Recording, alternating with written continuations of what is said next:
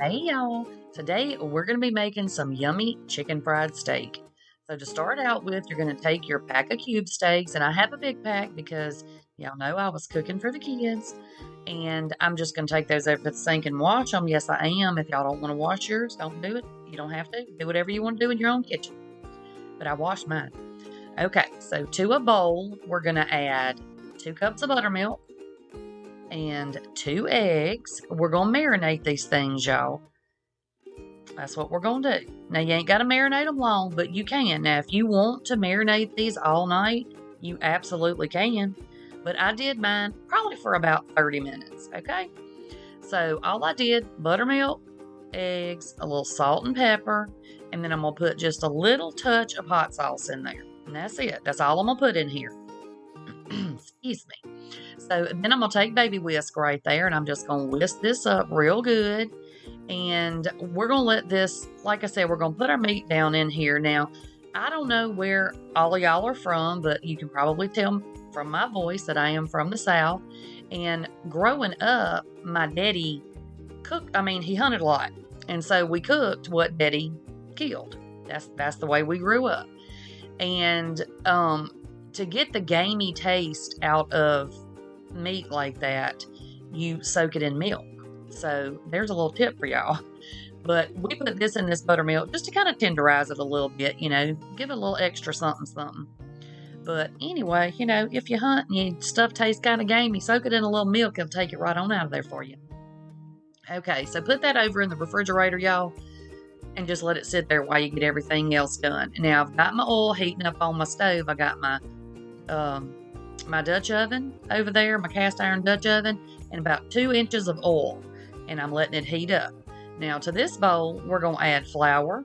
We're going to add garlic and onion powder, a little salt and pepper, some paprika, and a little bit of Tony's.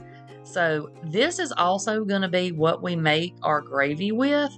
So make sure that you mix this up really, really well, and then set roughly about a half a cup over to the side. That way you'll have plenty of flour. So now we're just going to, once these have set, and like I said, I let them sit for about 30 minutes in there.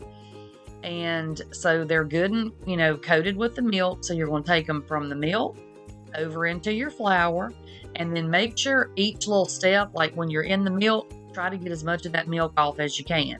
Then when you get over into the flour, coat it good, and then shake off all the excess, okay? Because you don't want just a ton of flour hanging on there, because then it's just going to be, you're going to end up with a lot of flour in the bottom of your pan, and it's just, your oil's going to get gross. Anyway, just trust me, shake your flour off. So you're going to just do this. You're going to just go from the milk to the flour, twice for each one of your little steaks. And then, that way you get them all good and coated. All right, that's all you got to do, y'all. This is easy, and this is going to give them that really yummy, super crispy, crunchy crust, okay? But if you don't like a crispy, crunchy crust, then feel free to only do this once. So once you get everything all floured up, you're going to go ahead and go put it over in your oil. Now, be real careful not to crowd your pan, okay? You don't want to crowd your pan because, for one thing, a bunch of cold meat's going to drop the temperature of your oil, and they're not going to cook even. So you're going to say in a minute, do as I say, not as I do, because these 2 steaks were too big to go in there together, and one sat on top of the other one. And you see me breaking them loose right there. So since that one was pushed down into the bottom of the pan, it's not burned, but it's extra crunchy, crispy on the bottom right there. Now, I like mine like that, so it didn't make me no difference. But, if you're serving this to somebody, you want it pretty. You know what? Serve it to them with the other side up. And that way they won't see that little part. Or serve it with that side up and cover it up with gravy. You know what? You do what you got to do. So anyway, I cooked it probably the first side about 4 minutes or so. And then when I flipped them over, I cooked them probably another 2 or 3 minutes. You're just going to cook them till they're done, till they're nice and golden brown and crispy, okay? Then you're going to take them out, and you're going to put them on a paper towel lined plate and let that grease drain off of them. And you're just going to do that until you get all your steaks done. Then you're going to make you some milk gravy, and you're going to put that right over the top. Now, if you don't know how to make milk gravy, don't worry. I'll put you a video right up here that you can go check out that shows you exactly how to do it. So you just make you a little milk gravy, and then you put that right over top of your chicken fried steak. So that's it, y'all. Look at the crust on this thing. It is so crispy and crunchy. And if you're thinking, Lord, that's some thick gravy, yes, it is.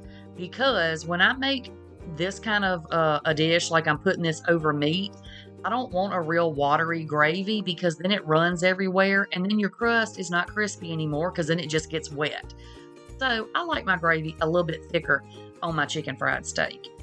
So, but you do you, okay? All right, y'all, make sure that you give this a try.